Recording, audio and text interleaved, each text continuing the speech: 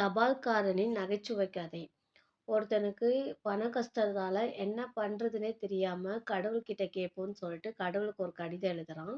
என்ன எழுதுறான்னா, நான் ரொம்ப பண கஷ்டத்துல இருக்கேன். எனக்கு ஒரு ரூ. 100 குடுத்து உதவிடு கடவுளேன்னு சொல்லிட்டு எழுதுறான். அதுல முகவரி வந்து கடவுள்னு எழுதி தபால் பெட்டியில போடுறான். கொண்டு போய் போட்டுறான். மறுநாள் தபால்காரன் வந்து அந்த தபால் பெட்டியில இருக்க கடிதத்தெல்லாம் எடுத்து பார்த்துட்டு இருக்கான். பார்க்கும்போது ஒரு கடிதத்துல மட்டும் முகவரியில கடவுள் போட்டிருக்கத பார்த்து எடுத்து பிரிச்சு படிக்கிறான்.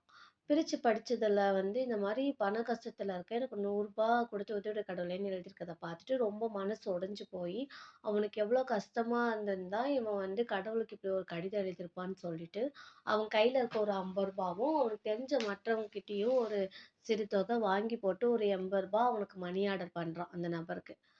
மறுநாள் அந்த நபருக்கும் அந்த மணி ஆர்டர் வருது. அவர் வாங்குறாரு.